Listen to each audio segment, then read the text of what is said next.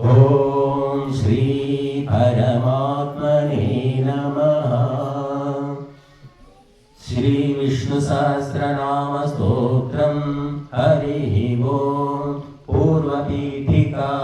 शुक्लांबरधरं विष्णुं शशिवर्णं चतुर्भुजं प्रसन्नवदनं ध्यायेत् सर्वविघ्नोपशान्तये। व्यासं वसिष्ठनप्तारं शक्तेः पौत्रमकल्मषं पराशरात्मजं वन्दे सुगतातं तपोनिधिं। व्यासाय विष्णुरूपाय व्यासरूपाय विष्णवे नमो वै ब्रह्मनिधये वासिष्ठाय नमो नमः।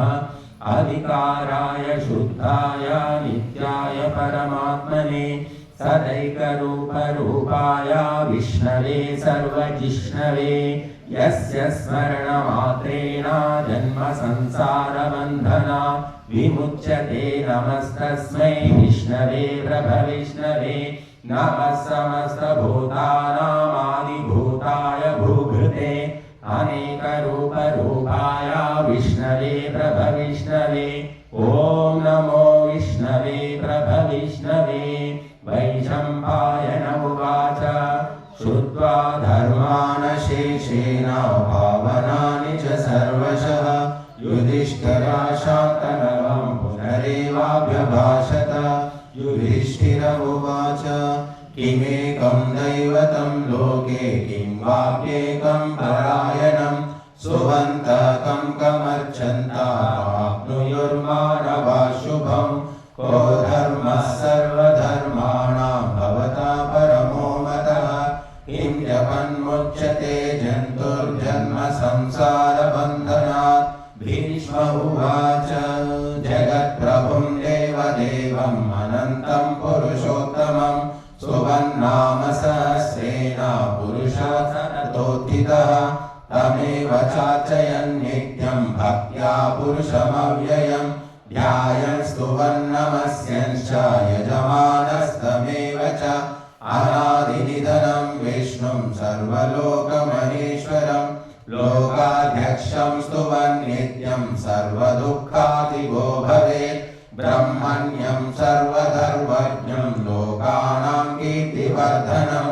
लोकनाथं महद्भूतं सर्वभूतभवोद्भवम्। एष मे सर्वधर्माणां धर्मोऽधिकतमो मतः यद्भक्त्या पुण्डरीकाक्षं स्तवैरर्चे नरः सदा। परमं यो महत्तेजः परमं यो महत्तपः परमं यो महद्ब्रह्म परमं यः परायणं। पवित्राणां पवित्रं यो मङ्गलानां च मङ्गलं दैवतं देवतानां च भूतानां यो व्ययः पिता।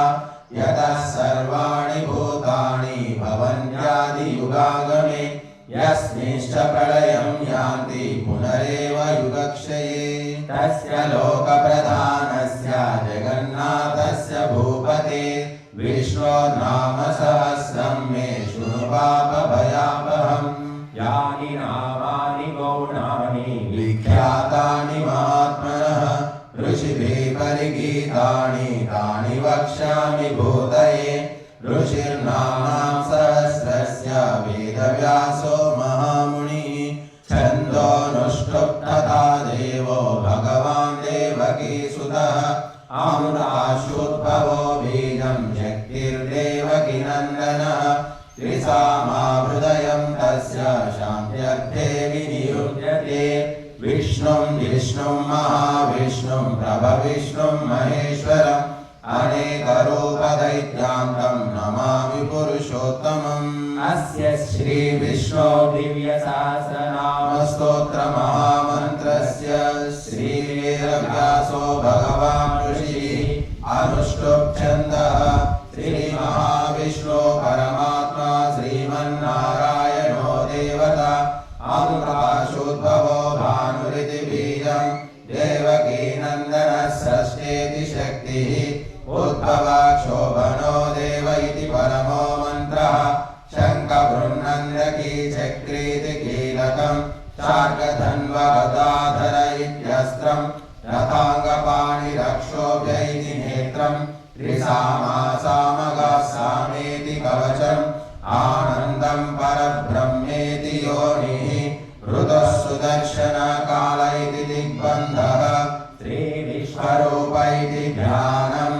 श्रीमहाविष्णुप्रीत्यर्थे सहस्रनामस्तुते विनियोगः ध्यानम्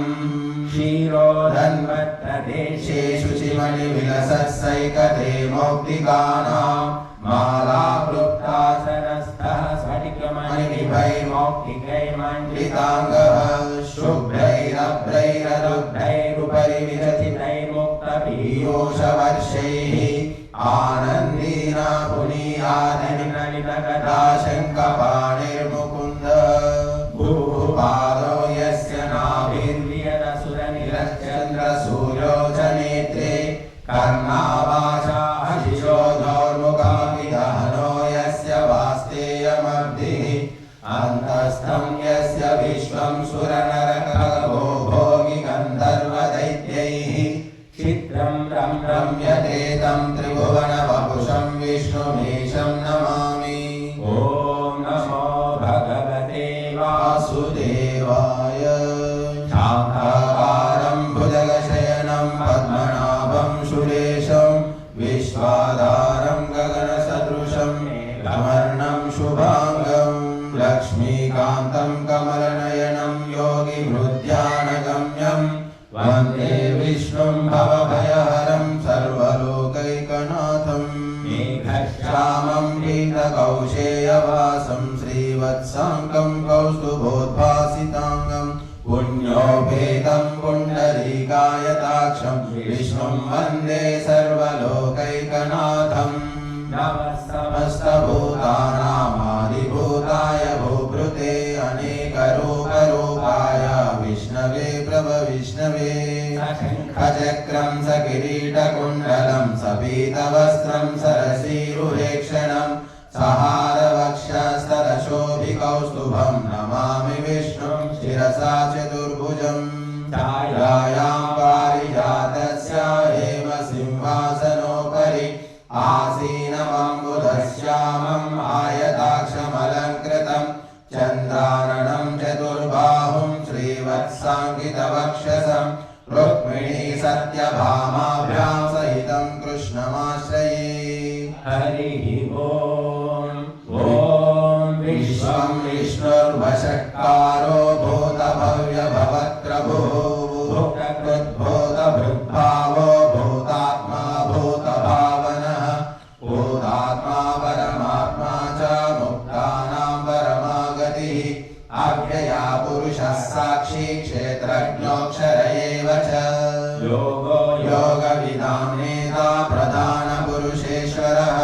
नारसिंहवपुः श्रीमान् केशवः पुरुषोत्तमः सर्वा शर्वा शिवस्थानो भूतादिर्निधिरव्ययः सम्भवो भावनो भक्ता प्रभव प्रभुरीश्वरः स्वयंभू शम्भुरादित्यः पुष्कराक्षो महास्वनः अनादिनिधनो धाता विधाता धातुरुत्तमः अप्रमेयो ऋषिकेशः पद्मनाभो मरप्रभुः विश्वकर्मा मनस्वष्टा स्तविष्टो ध्रुवः आग्राह्य शाश्वत कृष्णो लोहिताक्ष प्रदर्धनः प्रभूतश्रिकधामा पवित्रं मङ्गलं परम् ईशान प्राणद प्राणो ज्येष्ठ श्रेष्ठ प्रजापतिः हिरण्यगर्भो भूगर्भो माधवो मधुसूदनः ईश्वरो विक्रमी धन्वी मेधावी विक्रमक्रमः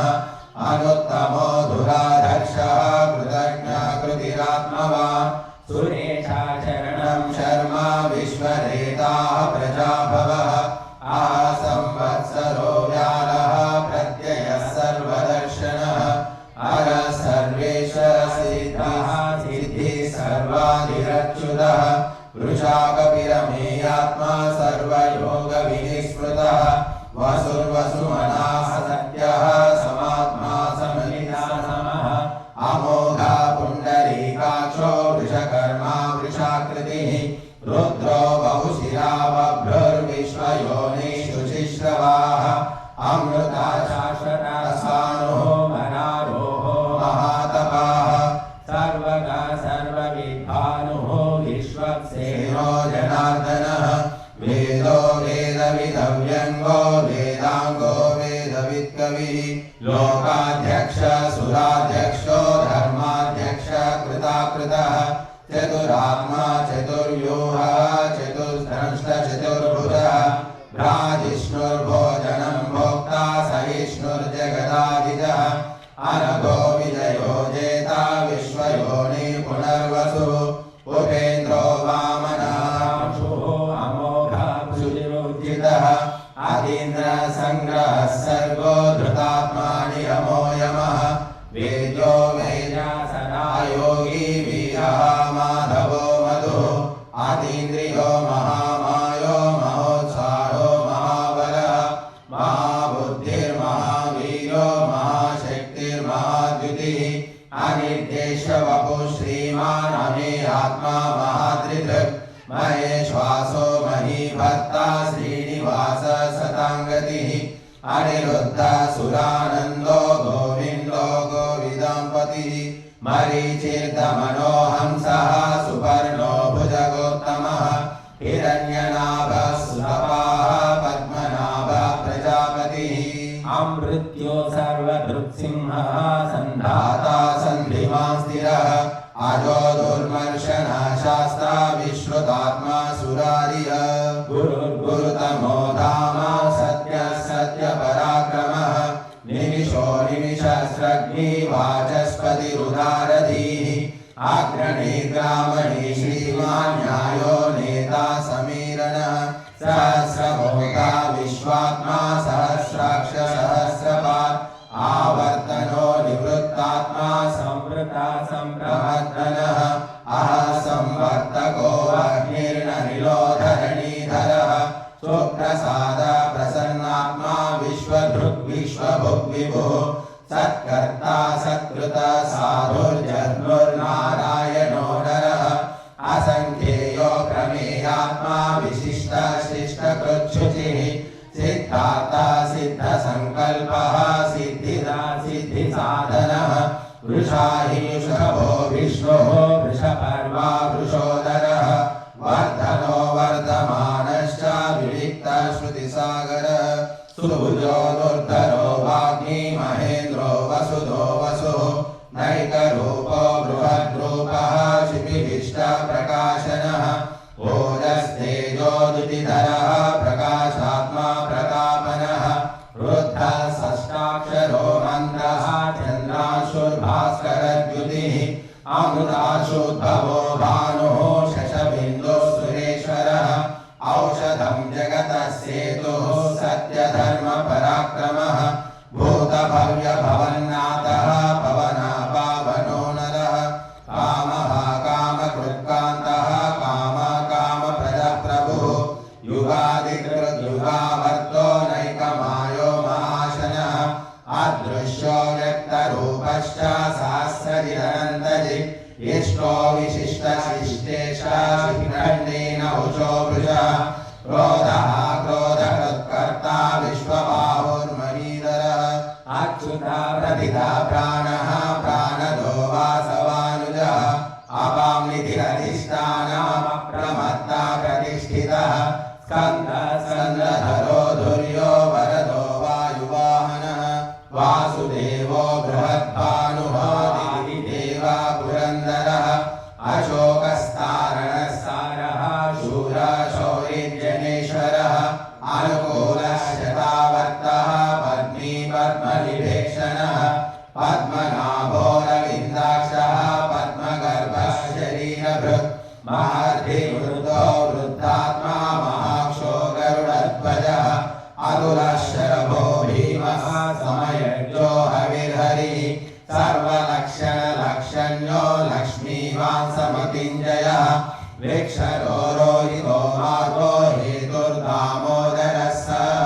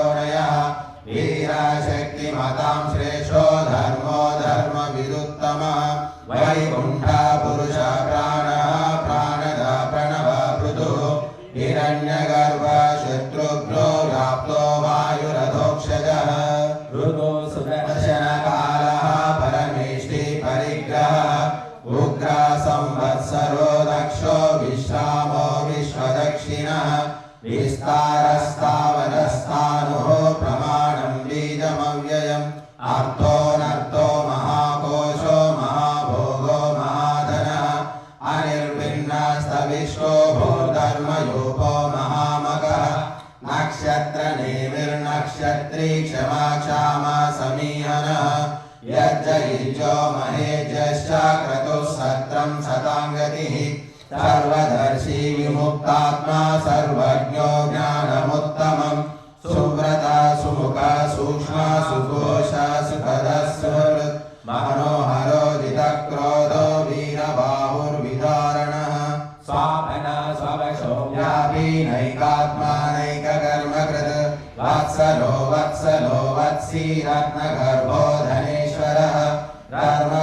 धर्मगुप्धर्मी सदसक्षरमक्षरम् अविज्ञाता सहस्रांशुर्विधाता कृतलक्षणः गभस्तिनेमि सत्त्वस्ता सिंहो भूतमहेश्वरः आदिदेवो महादेवो देवेशो देवभृद्गुरुः उत्तरो गोपतिर्गोप्ता ज्ञानगम्य पुरातनः शरीरभूतभृद्भोक्ता कवीन्द्रो भूरिदक्षिणः सोमभो मृतपः सोमः पुरुषित्पुरुषत्तमः विनयो जयतस्य सन्धो दाचार्यः सात्वतां पतिः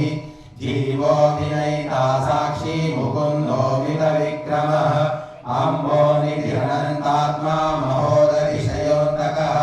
अजो महार्हः स्वाभाव्यो नितमित्रप्रमोदनः आनन्दो नन्दनो नन्दः सत्यधर्मातिविक्रमः महर्षि कपिलाचार्यः कृतज्ञो मेदिनीपतिः त्रिपदस्त्रिदशाध्यक्षो महाशृङ्गा कृतान्तकृत् महावरो गोविन्दः सुषेण कनकाङ्गदी गुह्यो गहनो गुप्तश्चक्रगदाधरः वेदाः स्वाङ्गोदितः कृष्णो दृढसङ्कर्षणोच्युतः वरुणो वारुणो वृक्षः पुष्कराक्षो महामनाः भगवानन्दी वनमाली हलायुधः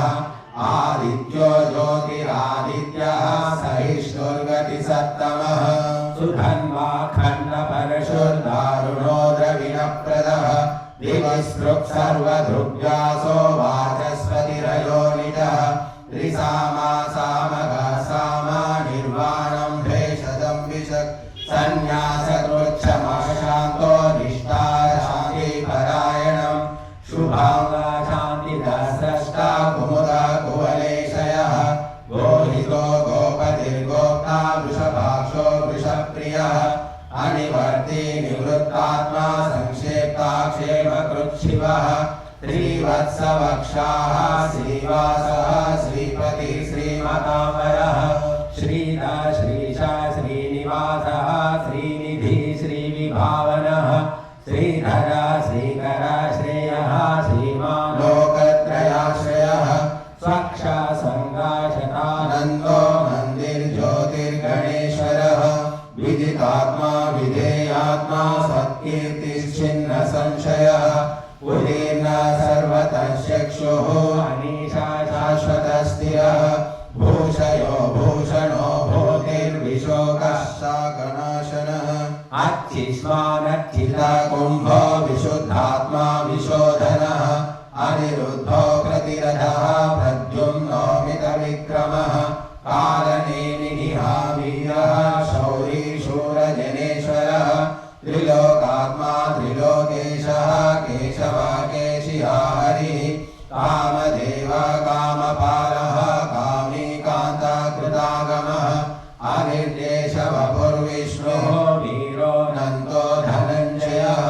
ब्रह्मण्यो ब्रह्मकृद्ब्रह्मा ब्रह्म ब्रह्म विवर्तनः ब्रह्मविद्ब्राह्मणो ब्रह्मी ब्रह्मज्ञो ब्राह्मणप्रियः महाक्रमो महाकर्मा महातेजा महोरगः महाक्रतुर्महायज्वा महायज्ञो महाहविः सव्यप्रियोस्तमं सुधिस्तोतारणप्रियः पूर्णः पूरयिता पुण्यः पुण्यकीर्तिरनामयः मनोजवस्तीर्थकरो वसुरेता वसुप्रदः वसुप्रदो वासुदेवो वसुर्वसुमनाहविः सद्गति सत्कृति सत्ता सद्भूतिः सत्परायणः शूरसेनो यजुश्रेष्ठः सन्निवासः सुजामुनः भूता वासो वासुदेवः सर्वासु निलयो नरः दर्पः दर्पदो दृप्तो दुर्धरो धापराजितः विश्वमूर्तिरमहामूर्तिः दीप्तमूर्तिरमूर्तिमान् अनेकमूर्तिरव्यक्तः शतमूर्ति शताननः एको नैकासवका किं यत्तत्तदमनुत्तमम् लोकबन्धुर्लोकनाथो माधवो भक्तवत्सलः सुवर्णवर्णो हेमाङ्गो वराङ्गश्चन्दनानदी वीरः विषमाशून्यो धृताशीरचलश्चलः अमानी मानदो मान्यो लोकस्वामी त्रिलोकधृत् सुमेधा मेधजो धन्यः सत्यमेधाधराधरः तेजो वृषो द्युतिधरः सर्वशस्त्रभृताम्बरः प्रग्रहो निग्रहो व्यग्रो नैकशृङ्गो गदाग्रजः चतुर्मूर्ति चतुर्बाहुः चतुर्व्यूहः चतुर्गतिः चतुरात्मा चतुर्भावः चतुर्वेदविवेकवान् समावर्तो निवृत्तात्मा दुर्जयो दुरतिक्रमः दुर्लभो दुर्गमो दुर्गो दुरावासो दुरारिः शुभांगो लोकसारङ्गः सुतन्तुस्तन्तुवर्धनः इन्द्रकर्मा महाकर्मा कृतकर्मा कृतागमः उद्धवः सुन्दरः सुन्दो रत्ननाभः सुलोचनः अर्को वाजसनः शृङ्गी जयन्तः सर्वविजयी सुवर्णबिन्दुरक्षोभ्यः सर्वभागीश्वरेश्वरः महारथो महागर्तो महाभूतो महानिधिः कुमुदा कुन्दरः कुन्दः पर्जन्यः पावनोऽनिलः अमृताशोऽमृतवपुः सर्वज्ञः सर्वतोमुखः सुलभः सुव्रता सिद्धः शत्रुजिच्छत्रुतापनः न्यग्रोधो दुम्बरो श्रद्धः शाणोरान्ध्रनिशोधनः सहस्रास्ति सप्तजिह्वा सप्तैधा सप्तवाहनः अमूर्तिरणभो चिन्त्यो भयकृद्भयनाशनः अनुर्बृहत्कृशः स्थूलो गुणभृन्निर्गुणो महान् अधृतः सधृतः साग्रः प्राग्वंशो वंशवर्धनः भारभृक्कथितो योगी योगीशः सर्वकामदः आश्रमशमनक्षामः सुपर्णो वायुवाहनः धनुर्धरो धनुर्वेदो दण्डो दमयितादमः अपराजितः सर्वसहो नियन्ता नियमो यमः सत्त्ववान् सात्विकः सत्यः सत्यधर्मपरायणः अभिप्राय प्रियाघोरः प्रियकृत्प्रीतिवर्धनः विहाय सगतिर्ज्योतिः सुरुचिर्हुतभुग्विभुः रविर्विरोचनः सूर्यः सवितारविरोचनः अनन्तो हुतभुग्भोक्ता सुगतो नैकजोऽग्रजः अनिर्विण्णः सदामर्षि लोकाधिष्ठानमद्भुतः सनातनतमः कपिलः कपिलव्ययः स्वस्तिदा स्वस्तिकृत् स्वस्ति स्वस्ति भुक् स्वस्ति दक्षिणः आरोग्र कुण्डली चक्री विक्रम योजित शासनः शब्दादिगा शब्दसः शिशिरः शर्वरीकरः अक्रूरापेशलो दक्षो दक्षिणाक्षमिनाम्बरः विद्वत्तमो वीतभयः पुण्यश्रवणकीर्तनः उत्तरायणो दुष्कृतिः पुण्यो दुःस्वप्ननाशनः वीरः रक्षणः सन्तो जीवनं पर्यवस्थितः अनन्तरूपोऽनन्तश्रीः जितमन्युर्भयापः चतुराश्रो वीरात्मा विदिशो व्याधिशो दिशः अनादिर्भुर्भुवो लक्ष्मीः सुवीरो रुचिराङ्गदः जननो जनजन्मादिर्भीमो भीमपराक्रमः आधारनिलयो धाता पुष्पहास प्रजागरः ऊर्ध्वः सत्पदाचारः प्राणदा प्रणवापनः प्रमाणं प्राणनिलयः प्राणभृत् प्राणजीवनः तत्त्वं तत्त्वविदेकात्मा जन्ममृत्युजरादिगः भूर्भुवस्वः सरुस्तारः सविता प्रपितामहः यज्जो यज्जपतिर्यज्जा यज्जाङ्गो यज्जवाहनः यज्जभृत् कृद्यज्ज कृद्यज्जी यज्ज भुव्यज्ज साधन यज्जान्तकृद्यज्ज भुव्यमन्नमन्नादयेव च आत्मयोनि स्वयं जातो वैकानसामगायनः देवकीनन्दन स्रष्टा क्षितीशा पापनाशनः शङ्खवृन्नन्दकी चक्री सार्गधन्वा गदाधरः रथाङ्गपाणिरक्षोभ्यः सर्वप्रहरणायुधः सर्वप्रहरणायुधो नमः इति वनमाली गदीशार्गी शङ्की चक्री च नन्दकी श्रीमान्नारायणो विष्णुः वासुदेवोऽभिरक्षतु उत्तरपीठिका इतीदं कीर्तनीयस्य केशवस्य महात्मनः नानां सहस्रं दिव्यानामशेषेण प्रकीर्तितं यं शृणुयात् नित्यं यश्चापि परिकीर्तयेत् नाशुभं प्राप्नुयात् किञ्चित् सोमुत्रेय च मानवः वेदान्तको ब्राह्मणस्य क्षत्रियो विजयी भवेत् वैश्योधनसमृद्धस्य शूद्रसुखमवाप्नुयात् धर्मार्थी प्राप्नुयात् धर्मं अर्थार्थी च धर्माप्नुयात् कामानवाप्नुयात् कामी प्रजार्थी प्राप्नुयात् प्रजा भक्तिमान्य सरोत्थाय शुचिस्तद्गतमानसः सहस्रं वासुदेवस्य नाम्नामेतत् प्रकीर्तये यशः प्राप्नोति विपुलं याति प्राधान्यमेव च अचलां श्रियमाप्नोति श्रेयः प्राप्नोत्यनुत्तमम् न भयं क्वचिदाप्नोति वीर्यं तेजस्य विन्दति भवत्य रोगो दुतिमान् बलरूपगुणान्वितः रोगातो मुच्यते रोगात् बद्धो मुच्येत बन्धनात् भयान् मुच्येत भीतस्तो मुच्येतापन्नापदः दुर्गान्यतितरत्याशो पुरुषः पुरुषोत्तमम् सुवर्णाम सहस्रेण नित्यं भक्तिसमन्वितः वासुदेवाश्रयो मर्त्यो वासुदेवपरायणः सर्वपापविशुद्धात्मा याति ब्रह्म सनातनं न वासुदेव भक्तानामशुभं विद्यते क्वचित् जन्म मृत्युजरा व्याधि भयं नैवोपजायते इमं स्तवमधीयानः श्रद्धा भक्तिसमन्वितः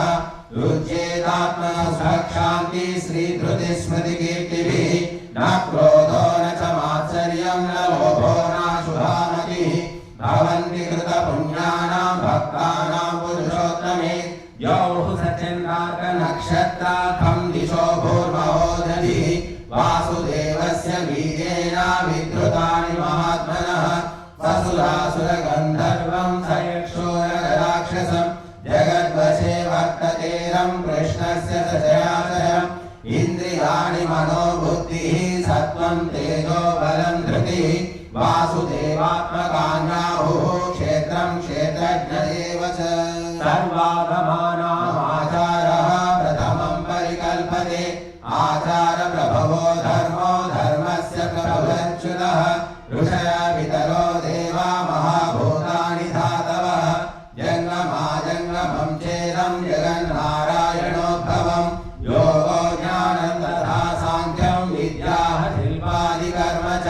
वेदाः शास्त्राणि विज्ञानमेतत् सर्वं जनार्दनात् एको विष्णुर्महद्भूतं पृथग्भूतान्यदेशः त्रिलोकान् व्याप्य भूतात्मा भुङ्क्ते विश्वभुगव्ययः इमं स्तवं भगवतो विष्णो व्यासेन कीर्तितं पठेद्य इच्छेत् पुरुषः श्रेया प्राप्तुं सुखानि च